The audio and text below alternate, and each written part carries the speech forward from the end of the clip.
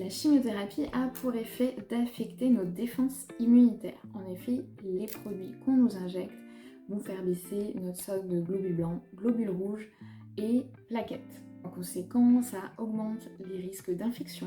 On est plus pâle, plus fatigué. Une petite sieste ne va pas forcément nous aider à récupérer comme ça. Concernant la baisse des plaquettes, on a plus de risques d'hématomes, ça joue sur la coagulation, donc plus de saignements notamment. J'ai eu un saignement de nez en juin pendant les traitements. Je peux vous dire que le mois suivant, j'ai saigné du nez tous les jours. La baisse de ces 3 éléments fait qu'on peut être en aplasie, c'est-à-dire plus de défense immunitaire. C'est là où un petit rhume, une petite infection qu'on pourrait contracter en temps normal, en bonne santé, là c'est dangereux. C'est pour ça qu'on limite les contacts avec les personnes qui peuvent être malades. Je ne m'approchais pas forcément des gens qui toussaient ou qui avaient de la fièvre ou des personnes qui côtoyaient beaucoup de personnes aussi. C'était la meilleure façon pour moi de me préserver, parfois de porter le masque. Ça ne m'a pas empêché d'avoir le Covid. Heureusement, ça s'est bien passé comme une grosse grippe, mais j'ai eu très peur de l'attraper une seconde fois et de ne pas avoir autant de chances que ça aille. C'est pour ça qu'on nous demande de surveiller notre température, qu'on signale tout signe d'infection, tout, fièvre, frisson, maux de gorge, diarrhée. C'est important d'en parler aux médecins. D'ailleurs, si nos défenses immunitaires sont trop basses, on reporte la chimiothérapie. Ça a été mon cas 2 fois. Après la première chimio, parce qu'ils se sont rendus compte de comment mon corps réagissait, et la première m'a mis complètement à plat. Et aussi parce que j'ai eu le Covid. Là, clairement, c'est pas du tout un combo possible. Après, pour aider, on m'a prescrit des piqûres qui venaient stimuler la moelle osseuse dans la production de globules blancs notamment. Ça évitait éventuellement de reporter une chimio. C'était toujours très juste. Dans tous les cas, avant chaque chimio, on a toujours la fameuse prise de sang qui va regarder où en sont nos défenses immunitaires, si entre la chimio précédente et maintenant, elles ont assez remonté pour retourner en chimio. Les médecins et les équipes sont énormément à notre écoute. J'en ai fait reporter une, j'ai dit que je ne viendrais pas. Ce ne serait pas possible pour moi. En fait, ça tombait au moment des ponts du mois de mai. J'y allais tous les vendredis. Puis on en a décalé une le jeudi, donc ça faisait déjà un jour en moins pour mes défenses pour remonter. Et un jour, on m'a dit, ce sera mercredi. Alors, si du vendredi au vendredi, c'est juste. Du vendredi au mercredi, les gars, c'est mort.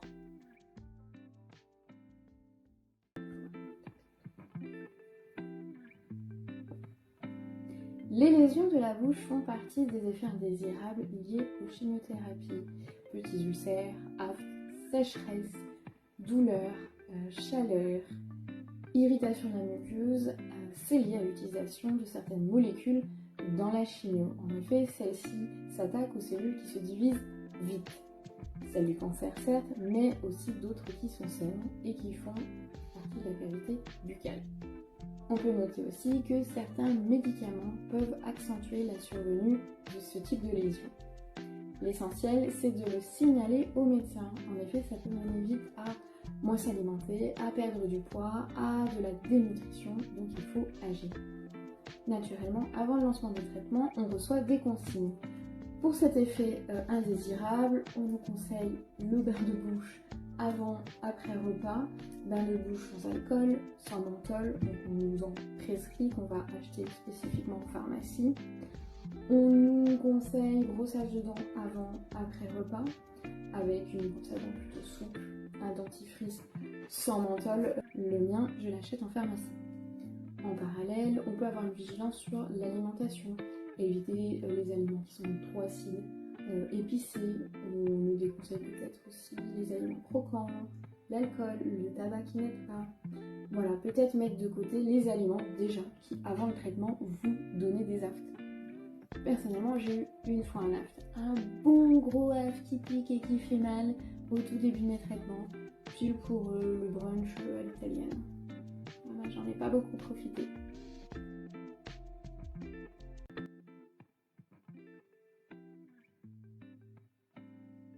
La chimiothérapie peut provoquer des troubles digestifs.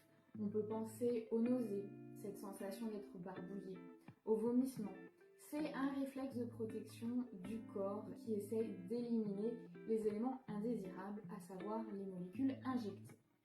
En général, ça arrive maximum dans les 72 heures post-traitement, mais ça peut arriver en amont des traitements et souvent c'est lié au stress, à l'anxiété, lié à la chimiothérapie. C'est ce qu'on appelle les nausées d'anticipation.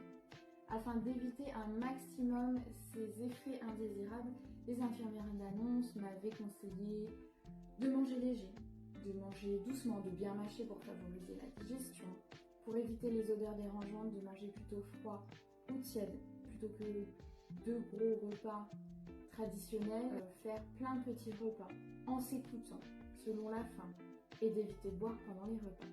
Dans tous les cas, avant les chimios, on m'injectait une poche de solution anti-émétique et quand bien même j'avais des nausées ou vomissements, j'avais à disposition des médicaments adaptés pour que ça passe. La chimiothérapie peut également modifier votre transit. En effet, il y a des risques de constipation ou de diarrhée et ça dépend des produits qu'on vous injecte. À signaler au médecin, encore plus si ça traîne plus de 72 heures, s'il y a d'autres facteurs d'infection comme la fièvre. Les médecins sont là pour nous accompagner pour que ça aille au mieux. Ce que j'ai retenu globalement, c'est qu'il faut boire beaucoup d'eau et maintenir un minimum d'activité physique. Par rapport aux troubles digestifs, je ne me suis pas sentie concernée. Au pire, j'ai vraiment eu 2 nausées qui ont été solutionnées par la prise d'un médicament.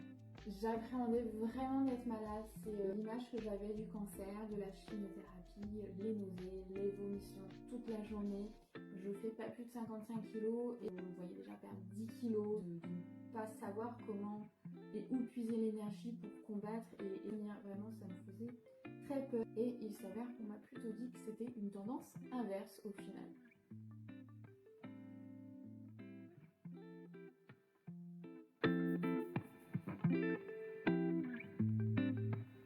La fatigue physique, c'est l'effet indésirable que j'ai le plus ressenti pendant mes 5 mois de chimiothérapie. Ça dépend du patient et ça dépend des traitements.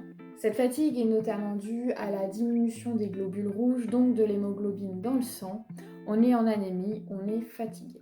À cela s'ajoutent des cofacteurs, les troubles du sommeil, les vomissements, la dépression, le stress, les douleurs, etc. Après les chimiothérapies, la fatigue est intense. Le corps est en train de travailler pour combattre la maladie. Au fur et à mesure des jours, elle s'atténue puisqu'on récupère. Néanmoins, les chimios, c'est sur plusieurs mois. C'est un marathon dont la fatigue se cumule et s'installe. C'est une fatigue chronique. C'est une fatigue qui est globale parce qu'elle est physique, elle est intellectuelle et elle est morale. J'ai eu besoin de beaucoup dormir. Après les repas aussi, le corps avait besoin d'énergie pour digérer et c'était le coup de pompe. Je marchais lentement, j'avais parfois besoin d'appui et globalement à la maison j'avais besoin d'aide pour toutes les tâches qui demandaient un minimum d'énergie. On a au quotidien cette sensation de limite, parfois d'être proche du malaise. Le picotement dans la nuque, sueur, c'est un peu comme quand on se lève trop vite. On doit récupérer son équilibre, la tête qui tourne un peu.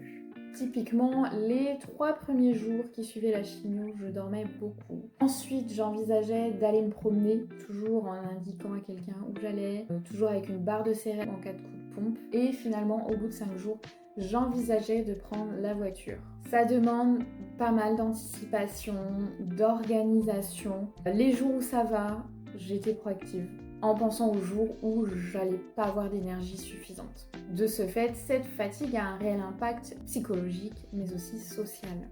J'ai essayé de maintenir mes interactions sociales à un maximum pour éviter l'isolement, mais c'était à la carte selon mon énergie, que ce soit pour les sorties, les événements de vie que je ne comptais absolument pas rater, mais aussi le sport. J'ai réussi à y aller à minima 1 fois par semaine, faire ma danse cardio. C'était essentiel pour moi déjà de voir des amis, de me dépenser, de faire quelque chose avec mon corps, mais forcément pas du tout à la même intensité et ça a contribué à me faire tenir, je pense. Pour moi, le diagnostic, ça voulait pas dire arrêter de vivre, arrêter de faire des choses ou arrêter de voir des gens. J'ai tout fait pour éviter la sédentarité, garder mon autonomie, le lien social et ma qualité de vie. C'était assez essentiel pour le mental et tenir.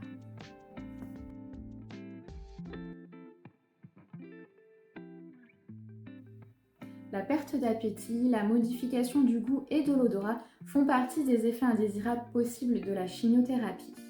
En effet, il se peut que vous ne puissiez plus voir en peinture, plus sentir des aliments qui vous étaient agréables avant. Du jour au lendemain, ça peut être complètement l'inverse.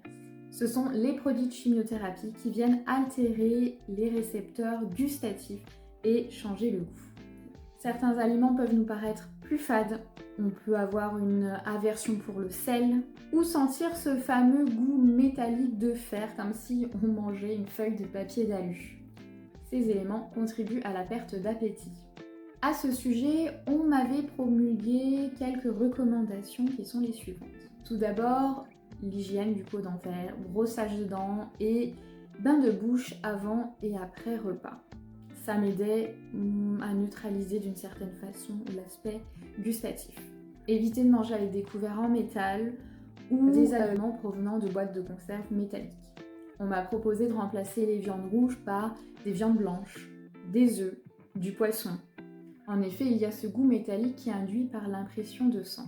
Pour camoufler les goûts désagréables ou relever le côté fade de certains aliments, on m'a suggéré de plus assaisonner, de mettre des épices, mais bien sûr toujours en accord avec les risques de lésions buccales et d'aphte, attention. Enfin, pour éviter les odeurs désagréables, écœurantes, on m'avait soufflé de fermer la cuisine pour éviter de propager les odeurs alimentaires dans la maison, de plutôt manger froid pour éviter les odeurs fortes ou de manger seul.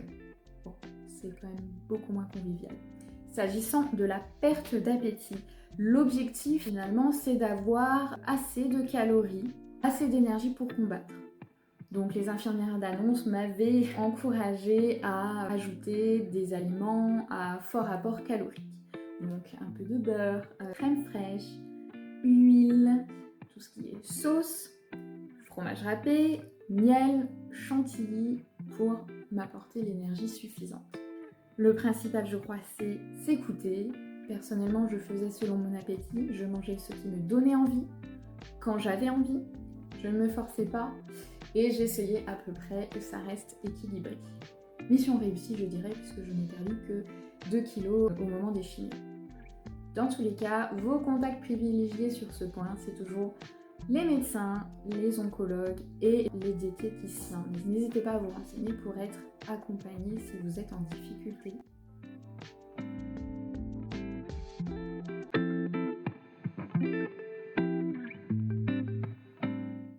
L'alopécie est souvent l'effet secondaire le plus redouté.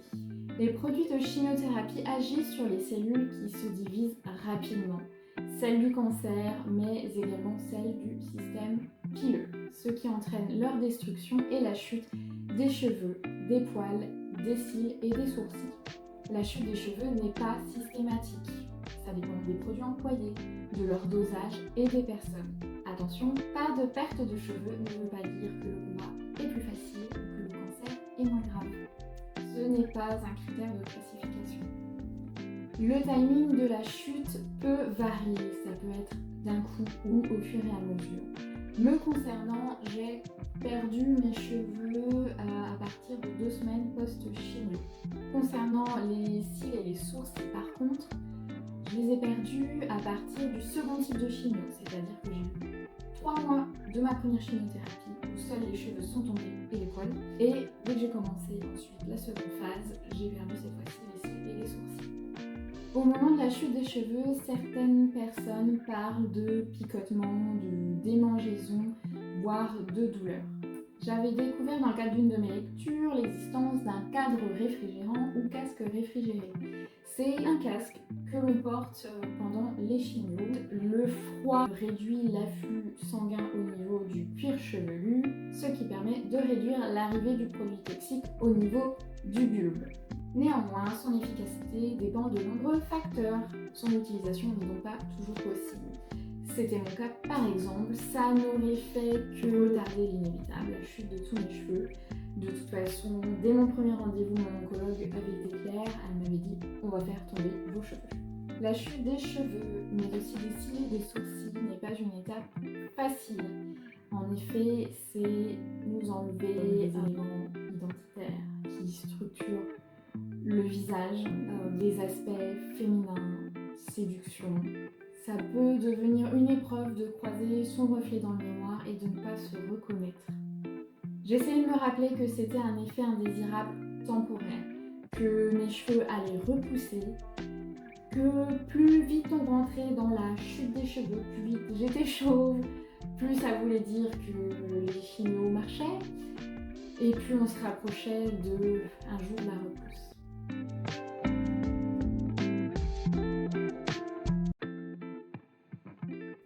Sécheresse, rougeur, irritation de la peau, ce sont de possibles effets secondaires des produits de chimiothérapie.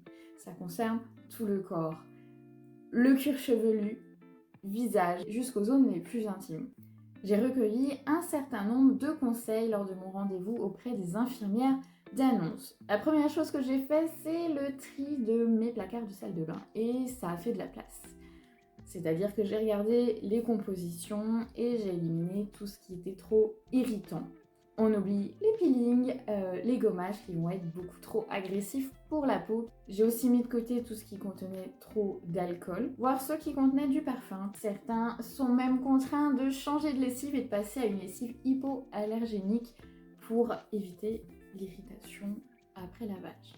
Je me suis tournée vers les produits relipidants, donc pour les peaux sèches, très sèches, voire peau atopique. En gros, des produits dont le pH est plutôt proche de celui de notre peau. Un des premiers conseils, peut-être avant de vous précipiter dans des achats de gros contenants, n'hésitez pas à aller en pharmacie parapharmacie et demander des échantillons. Ça permet vraiment de tester, de voir si on supporte et de choisir ce qui est le plus adapté pour nous. J'ai changé pas mal de produits dans mon quotidien. Je vais vous mettre toutes les références dans la publication. Concernant le maquillage, là aussi, il faut faire attention à ce qu'on met sur nous. Je vous avoue que j'ai pas beaucoup changé ce que je mettais. J'ai continué doucement en étant attentive à ma peau, voir si ça réagissait, s'il y avait allergie, irritation, grattage. Par contre, j'ai testé la bébé crème de la marque Même. Ils ont vraiment une gamme de maquillage totalement adaptée, donc n'hésitez pas à aller regarder. Pour les mains et les pieds, ce sont des zones qui peuvent être extrêmement asséchées et fragilisées. Pendant les traitements, je suis partie sur le confort. C'est-à-dire que j'ai passé beaucoup de temps en basket pour protéger et vraiment éviter tout ce qui est frottement. Assez inévitable quand on est par exemple en sandales ou dans des chaussures trop serrées.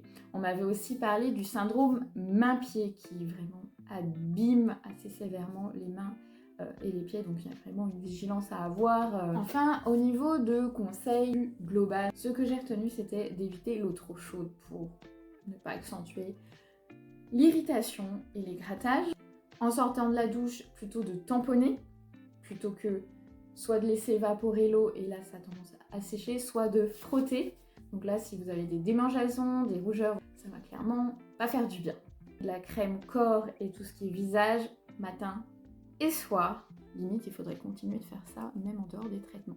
Enfin, une dernière reco hyper importante, c'est par rapport au soleil. Les produits de chimiothérapie comportent des produits photosensibilisants, donc crème solaire 50 SPF+, qui protège UVB, UVA. Si c'est juste pour une minute dehors ou s'il fait nuageux, bah quand même on passe par cette case-là. On rougit plus vite, on prend des coups de soleil plus vite, voire ça peut nous laisser des taches marron qui, elles, ne partent pas. On n'oublie pas les lunettes de soleil et le chapeau.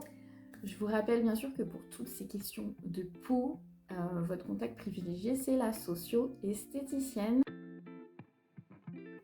Les produits de chimiothérapie attaquent les cellules qui se divisent vite, celles du cancer, mais aussi celles des cheveux et des ongles.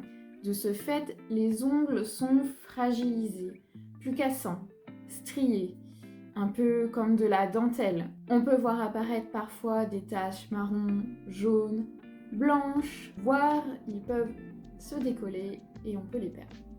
J'ai été accompagnée par la socio-esthéticienne du CGFL, elle m'a apporté pas mal de conseils pour mes ongles. Pour l'entretien, les garder courts pour éviter de m'accrocher partout.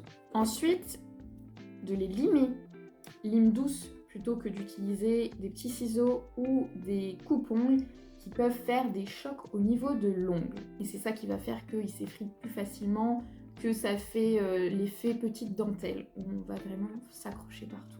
Contre le dessèchement, je mettais régulièrement de l'huile de pépins de raisin. On m'a aussi dit que l'huile d'olive, ça faisait totalement l'affaire. Donc hydratation, massage de l'ongle et du contour. Ongle main, ongle pied. Ensuite, j'avais un petit rituel toutes les veilles de chimiothérapie. Je mettais du vernis avec du silicium urée. Ça va permettre de venir fortifier l'ongle. Alors, il existe des vernis couleur avec du silicium urée. C'est le cas de la marque même. J'avais le vernis silicium urée et ensuite je mettais une couche opaque de couleur. Ça permettait de protéger un minimum contre les rayons du soleil. Je faisais vraiment toutes les veilles de chimio pour les mains. Et pour les pieds qui étaient un peu plus protégés, je le faisais toutes les 2 semaines. Quand on enlève le vernis, pareil, produit adapté, sans acétone, c'est beaucoup trop agressif pour nos ongles. Le fait d'enlever le vernis, ça permet de faire un état des lieux. Et ensuite, je faisais le point avec la socio-esthéticienne s'il y avait besoin. Il en va de soi que tout ce qui est trop agressif, donc colle semi-permanent, capsule, tous ces produits, vaut mieux s'en passer le temps d'eux.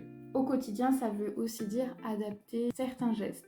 On m'avait dit éventuellement d'acheter des gants en coton pour protéger mes ongles au quotidien. Pour les pieds, c'est plus simple, chaussettes, chaussures fermées pour éviter de trop se cogner, pour éviter qu'on ne marche sous les pieds et en plus, ils ne sont pas exposés au soleil.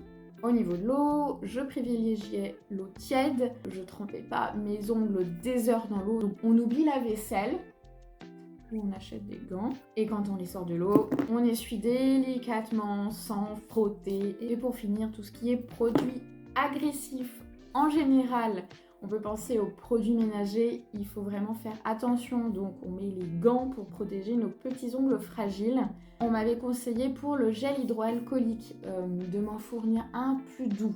Dans le gel hydroalcoolique, il y a alcool pour que ça fonctionne, donc on ne peut pas s'en passer, mais plutôt que d'utiliser ceux des magasins qui peuvent être très abrasifs pour la peau qui est fragilisée et nos petits ongles, vaut mieux avoir le sien toujours avec soi. Le vernis silicium, c'est un réflexe qu'on peut continuer d'appliquer même après les traitements de chimiothérapie. Ça aide à fortifier nos ongles et ils en ont bien besoin même une fois les traitements terminés. Pour vous dire, j'ai dû arrêter d'en mettre presque 1 an après la fin de mes chimios.